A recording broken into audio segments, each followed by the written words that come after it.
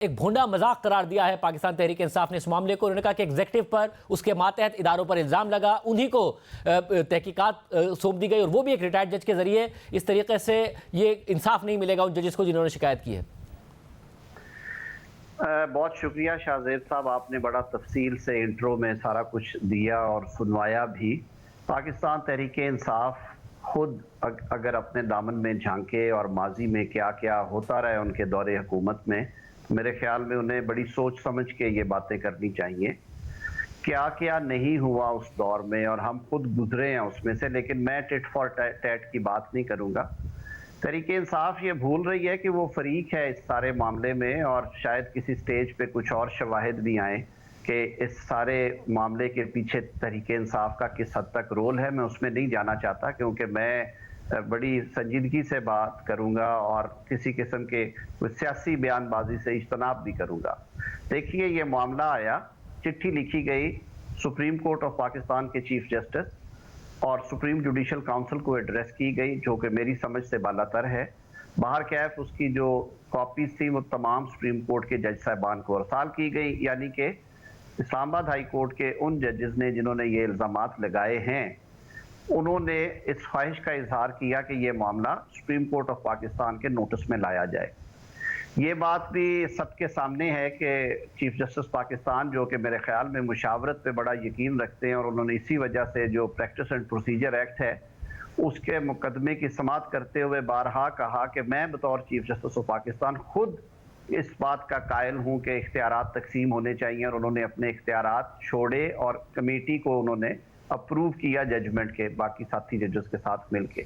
उन्होंने कल full court meeting की और मुझे नहीं मालूम कि फुल कोर्ट मीटिंग में बाकी क्या बातें हुई, लेकिन आज की मीटिंग में जो बात हमारे सामने आई, और शायद इसी वजह से मीटिंग के फौरन बाद उन्होंने attorney general of Pakistan Mansoor Awan साहब को ये पैगाम भिजवाया कि वजीर आजम पाकिस्तान से वो मुलाकात करना चाहते हैं, और फिर एक चिट्ठी भी लिखी गई कल ही।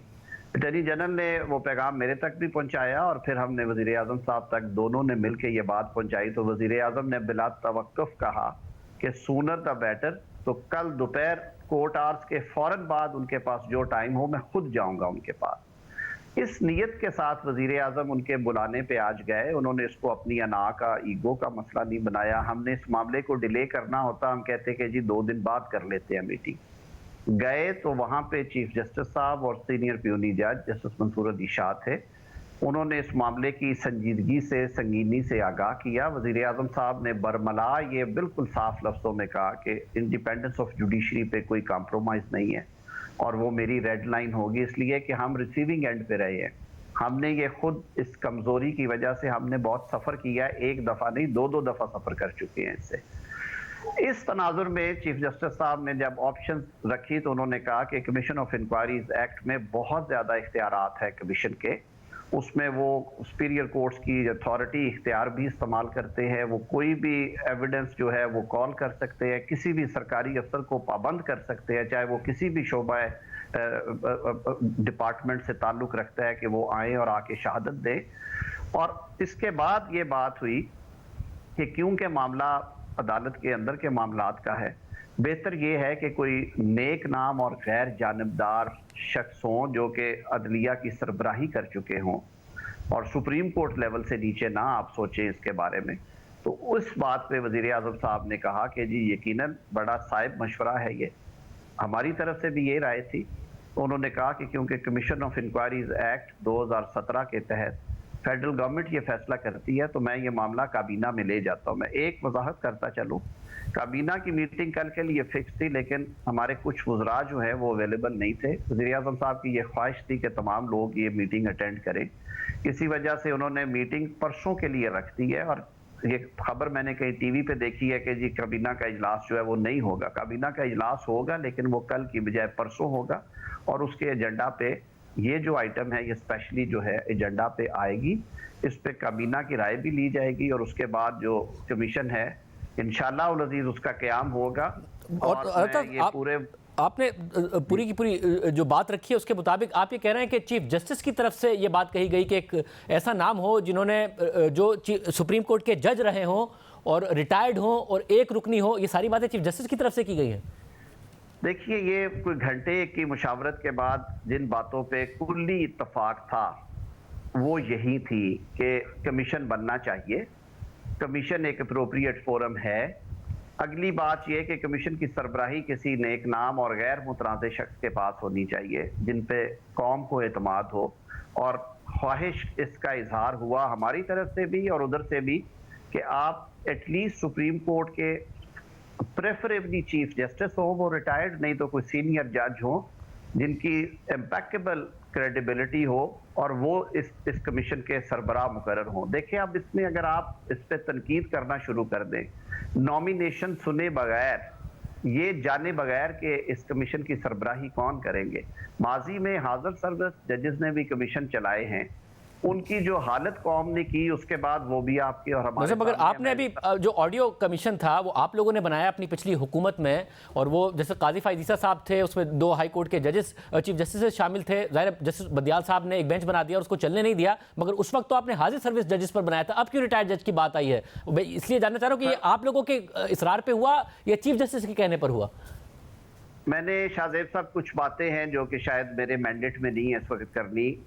चीफ जस्टिस साहब ने कल फुल कोर्ट की है।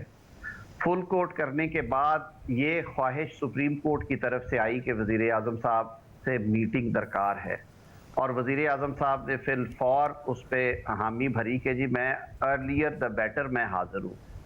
वज़ीर आज़म साहब चले गए तो जाहिर है जो फुल कोर्ट मीटिंग के कुछ डिसीजन थे वो उन्होंने डिस्कस किए। जो ऑप्शन थी उनमें ये ऑप्शन सारों को ये साहिब ऑप्शन नजर आई कि ये एक मुनासिब तजवीज़ है। इसी तजवीज़ को आगे लेकर ये कहा गया कि आप इसको एक्सप्लोर करें। वज़ीर आज़म साहब ने कहा कि अगर ये मेरे अकेले का इख्तियार होता तो मैं अभी अनाउंस करके उठ जाता, लेकिन क्योंकि आइन के मुताबिक और कानून के मुताबिक ये इख्तियार काबीना ने एक्सरसाइज करना है, तो मैंने काबीना की मीटिंग का एहतमाम करता हूँ और ये बात उनके सामने रखता हूँ। नॉमिनेशन के हवाले से बात हुई तो ये बात बिल्कुल कही गई, उधर से कही गई कि नॉमिनेशन जो है वो बहुत गैर मुतनाज़े होनी चाहिए, ऐसे गैर जानिबदार शख्स हों जिन पे कोई उंगली ना उठा सके। Preferably supreme court of Pakistan के अगर साबिक चीफ जस्टिस हों तो ज्यादा अच्छी बात है, नहीं तो कुछ सीनियर मोस्ट जज होने चाहिए। डॉक्टर कोई नाम है आपके ज़हन में जिन पे कौम को, आप सारों के सामने हैं जो 5-6 नाम हैं, उनमें से कई नाम ऐसे हैं आप सबको मालूम है कि उनके बारे में क्या बातें होती है। 2-3 नाम ऐसे हैं जिनके बारे में लोगों ने हमेशा उनकी गैर जानिबदारी को सराहा। उनके जो जुडिशल कैरियर के बारे में कोई धब्बा नहीं है। काबीना के सामने हम ये तजावीज़ लेके जाएंगे और मैं आपको ये पूरे वसूख और यकीन से कहता हूँ कि बहुत साफ सुथरा नाम होगा जो कि सबको काबिल कबूल हो। अब ये चॉइस मेरे ख्याल में ना तहरीके इंसाफ के पास है, ना किसी तबसरा निगार के पास है कि वो बताए कि किसको लगाना है और किसको नहीं लगाना। मगर वो ये नहीं कह रहे कि हमारी मर्जी से लगाया जाए, वो आपकी जो मर्जी है उस पर एतराज़ कर रहे हैं, क्योंकि उनके मुताबिक जो 6 जजेस का खत है उसमें जो इल्ज़ामात हैं वो एग्जेक्टिव और इदारों पर हैं। एग्जेक्टिव इस वक्त आप हैं। जब आप कहते हैं कि जी तहरीक इंसाफ का तो एक किरदार सामने आ सकता है सारे के सारे मामले में, जस्टिस शौकत अजीज सिद्दीकी के हटाने तक तो मामला समझ में आता है, वो बेनिफिशरी भी थे और हटाने में, और जनरल फैज़ हमीद और ये सारे के सारे मामला थे। उसके बाद के जो वाक़यात हैं जो 2023 में इन जजेस ने अपने चीफ जस्टिस से शिकायतें की हैं, इसके अलावा उस वक्त के चीफ जस्टिस उमर अता बंदियाल से मिलकर शिकायतें की हैं, उसकी बेनिफिशरी तहरीक इंसाफ तो नहीं है ना, वो तो आप हैं। तो फिर आप लोगों के मामले की कैसे तहकीकात होगी? देखिए, पहली बात यह है कि बेनिफिशरी कहां पे हम कोई एक मुकदमा साबित कर दे जो कि हुकूमत के हक में हुआ हो उस दौर में, कोई एक मुकदमा आप बता दे। ये जो 6 जज साहबान हैं, आप इनके डॉकेट उठा के देख ले, आप बता दें कि इन्होंने कौन सा फैसला जो है वो सरकार के हक में किया उस वक्त की सरकार के बारे में। नहीं, साहब इन 6 ने तो नहीं किया उस वक्त। मसला ही जैसे शौकत अली सिद्दीकी साहब ने उस वक्त तहरीक इंसाफ के हक में तो कोई फैसला नहीं दिया था ना, उन्हें मजबूर किया जा रहा था आप लोगों के खिलाफ फैसला देने के लिए। इसी तरीके से जो बहुत सारे फैसले हैं वो अगर आपके हक में नहीं आए तो पीटीआई के हक में हुए होंगे या फिर आपके खिलाफ हुए होंगे, वो मामला है ना। मैं शाहजेब साहब, आपने बात की ना कि जी क्योंकि आपके दौरे हुकूमत में और बेनिफिशियल फैसले आए, मैंने आपकी सिर्फ तस्दीक करना चाहिए कि कोई एक फैसला बता दिया जाए जो कि इस्लामाबाद हाई कोर्ट से उन दिनों में अप्रैल मई में जब वो मामला चल रहे थे, जब खान साहब को शाम को 9-9 बजे तक इस्लामाबाद हाई कोर्ट खुलती थी और उनके मुचलके भी उनकी मौजूदगी में लिए जाते थे और फिर उन्हें प्रोटेक्शन दी जाती थी कि बाहर जाने तक और लाहौर जाने तक इनकी ये 47 जमानतें इनको दे दी है, 27 जमानतें ये दे दी गई हैं। हमने तो ऐसी बात नहीं की। अब इसके बावजूद अगर मैं खैर उसकी नीति ग्रीटीज में इसलिए नहीं जाना चाहता कि हम अपने टॉपिक से हट जाएंगे। मगर साहब, मगर और आप जरा एक वजीर कानून हैं, सीनियर लॉयर हैं, जब आज आपने ये बात की कि जी मिसकंडक्ट का जो मामला है वो मैं अदालत पर छोड़ता हूं, जो खत की टाइमिंग है वो वाली बात भी आपने की। अब देखिए, मिसकंडक्ट का मामला तो सेटल कर दिया ना अदालत ने, जैसे शौकत अली सिद्दीकी के मामले में कि उन्होंने एक तकरीर की थी, बार से की थी, उसके बावजूद उन्हें वो मिसकंडक्ट के मुर्तकिब नहीं थे। उसके बाद इन जजेस ने खत लिखा ना, तो टाइमिंग तो यहां पर एड्रेस हो जाती है मामला। उससे पहले वो अपने चीफ जस्टिस को खतूत लिख चुके, जस्टिस बंदियाल से मिल चुके। एक सीनियर वकील के तौर पर ऐसा लग रहा है कि आप अभी इन 6 जजेस को ही कटहरे में खड़ा कर रहे हैं, बजाय इसके कि आपको इनसे हमदर्दी हो कि इनके साथ क्या क्या बीती है। किसी के घर पर टैपिंग हो रही है, किसी के रिश्तेदार को टॉर्चर किया जा रहा है जो वो इल्जाम लगा रहे हैं। बिल्कुल हुकूमत इन्हें कटहरे में खड़ा नहीं कर रही। आप देख लें कि पिछले 2 दिनों में जो बातें हो रही हैं, हुकूमत की तरफ से अगर कोई गैर संजीदा बयान आया हो, हुकूमत की तरफ से अगर कोई गैर संजीदा बात हुई हो, मैं बिल्कुल जिम्मेदारी कबूल करूंगा। हमने तो कहा कि जब सुप्रीम कोर्ट की फुल कोर्ट बैठी है, कल उन्होंने मीटिंग की है और मीटिंग के बाद उन्होंने ये तय किया कि वजीर आजम साहब को बुलाया जाए और वजीर आजम को ऑप्शंस दी जाए कि ये ऑप्शंस आप कर सकते हैं। तो मेरे ख्याल में इससे ज्यादा इस बात की वजाहत नहीं हो सकती शाहजेब साहब।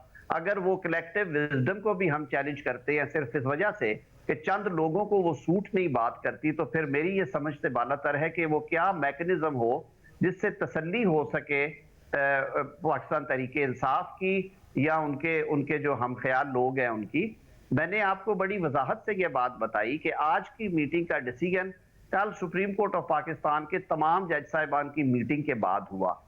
हाँ, अगर हम अवेसिव होते, अगर हमारी नीयत में फतूर होता, वजीर आजम साहब कहते कि जी मैं मंडे को मिल लेता हूँ, मैं अगले हफ्ते आऊंगा, मेरी मसरूफियात है, मुझे को फलां काम है। ये तो हो गया। मगर मुझे बताएगा कि एक अगर बहुत रिटायर्ड जज हो, एक मोतबर नाम हो, मगर वो तहकीकात करेंगे कैसे, कैसे पता चलेगा?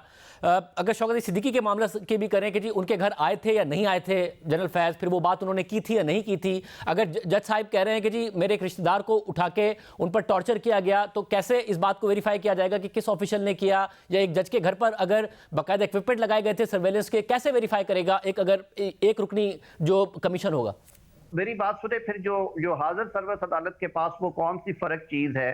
कंटेम्प्ट ऑफ कोर्ट की प्रोविजंस मौजूद है, इख्तियार मौजूद है, अटेंडेंस प्रोक्योर करने का इख्तियार मौजूद है, मैजिस्ट्रेट से इंक्वायरी कराने का, उसको हुक्म देने का कि इंक्वायर करके रिपोर्ट दो मौजूद है, किसी भी तहकीकाती इदारे को हुक्म देने का इख्तियार मौजूद है, किसी को जेल भेजने का इख्तियार मौजूद है कि वो कोऑपरेट नहीं कर रहा, कोर्सिव मैयत देने का इख्तियार मौजूद है। तो और फिर वो कौन सी रॉकेट साइंस है जो कि ट्रिब्यूनल को बाइख्तियार बनाने के लिए इस्तेमाल होगी, और वो कौन सा इख्तियार है जो आला अदलिया के जजेस के पास है और ट्रिब्यूनल के सरबराह के पास नहीं होगा? सर, तहरीक इंसाफ कह रही है कि 184(3) के तहत की जुरिस्डिक्शन अप्लाई करते हुए इस मामले को सुप्रीम कोर्ट खुद टेकअप करे। 184(3) की जो प्रोसीडिंग्स हैं उनमें फैक्चुअल इंक्वायरीज होंगी। पहले जब फैक्चुअल इंक्वायरीज हुई हैं, बार ने उसके ऊपर जो रिएक्शंस दिए हैं और जो हाल हुआ है 184(3) की प्रोसीडिंग्स में, और जितनी खूबसूरत जजमेंट्स आई हैं मुतनाज़ा किसी किस्म की, उसको भी एक तरफ आप देखिए ना जी कि वो कौन सा आज तक सुनहरी बाब लिखे गए हैं 184(3) में जो ये ऑप्शन दोबारा आए। हमें कोई एतराज नहीं है, supreme court of Pakistan supreme इदारा है, उनकी ये जुरिस्डिक्शन अनचैलेंज्ड है। वो कल को अगर इसे टेकअप करना चाहते हैं, हम तो चाहेंगे कि वो जरूर करें, लेकिन जो बात आज हुई है वो कल फुल कोर्ट मीटिंग में कुछ डिसीजन से उसके बाद ये बात हमसे की गई, और हमने मन्नोअन उस पे सरे तस्लीम खम इसलिए किया कि ये शायबा तक ना आए कि शायद हम कोई अवेसिव रवैया रखते हैं या हम इन चीजों का हल नहीं चाहते। मेरी आज बार की जो पल्स थी वो भी मैंने दी। बार लीडर्स भी जो हैं वो ये समझते हैं कि मामले की इंक्वायरी होनी चाहिए। अब ये इख्तियार वजीर कानून के पास नहीं है कि वो हुक्म जारी करे आला अदालत को और उन्हें कहे कि नहीं आप ये नहीं ये काम करें, आप 184(3) में जाएं, आप इतना बेंच बनाएं और फला लोगों का बेंच बनाएं। शाहजेद साहब, हमारी लिमिटेशंस है गवर्नमेंट की, हम पूरी दयानतदारी और संजीदगी के साथ इस पे कोशिश कर रहे हैं